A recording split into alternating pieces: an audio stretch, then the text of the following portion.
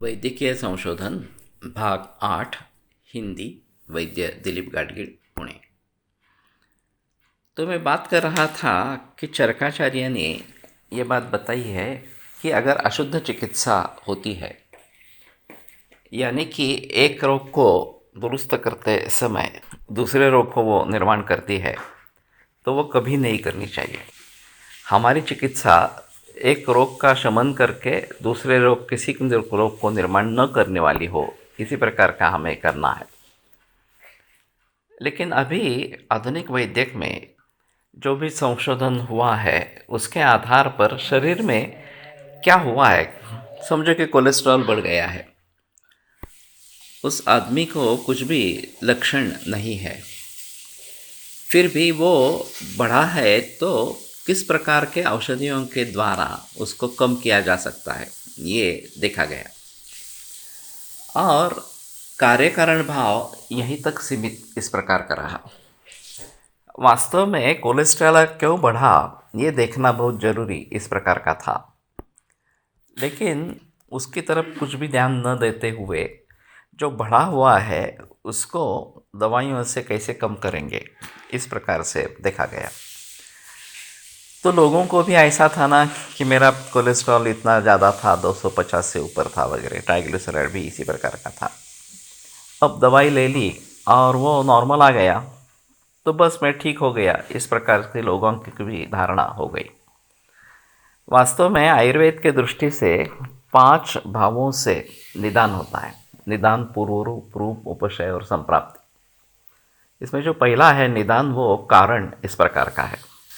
तो सबसे पहले अहम मुद्दा यह है कि हम कारणों को ढूंढें, कारणों को टालें। संक्षेपतः क्रियायोगो निदान परिवर्जनम।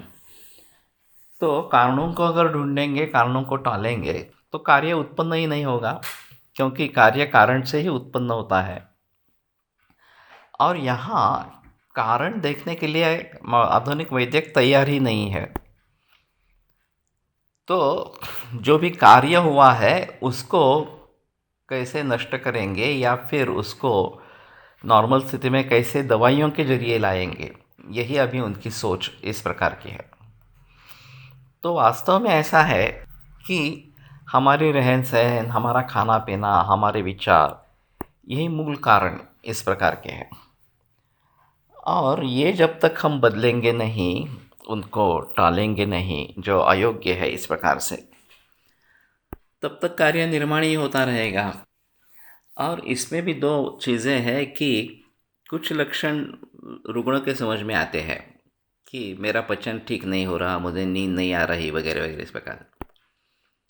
और कई जगह ऐसा होता है कि केवल पैथोलॉजिकल सिम्टम्स होते हैं, कोलेस्ट्रॉल बढ़ गया है, थायराइड बढ़ गया है वगैरह इस प्रकार से। और फिर मरीज को खुद को कुछ भी लक्षण नहीं है। ऐसी अवस्था में ये जो बढ़े हुए फैक्टर्स है या कम हुए फैक्टर्स है इस प्रकार से, उनको प्राकृतिक स्थिति पर लाना दवाइयों के जरिए, ये भी काम एलोपैथी कर रही है। और लोगों को समझाने में इसमें आसानी होती है, देखो ये तुम्हारा कोलेस्ट्रॉल इतना बढ़ गया था, अब दवाइयाँ ले ली, आपका कोलेस्ट्रॉल नॉर्मल हो गया, इस प्रकार से। तो लोग भी मान लेते हैं, हाँ हाँ बहुत बढ़िया ट्रीटमेंट है, और मेरा कोलेस्ट्रॉल बहुत ज़्यादा था, बढ़ गया, कम हो गया इस प्रकार से। या विटामिन B12 की, D3 की डिफिशियंसी थी, गोलियां ले ली, इंजेक्शन ले लिया और वो ठीक हो गया इस प्रकार से। तो कहने का तात्पर्य अर्थ ये है कि स्वास्थ्य के मूल लक्षण क्या है, किस व्यक्ति को हम स्वस्थ कहेंगे, किसको नहीं कहेंगे। और अगर स्वास्थ्य के लक्षण नहीं है तो क्या करना है। केवल इस प्रकार की दवाइयाँ लेते लेना ये उसका उत्तर नहीं है।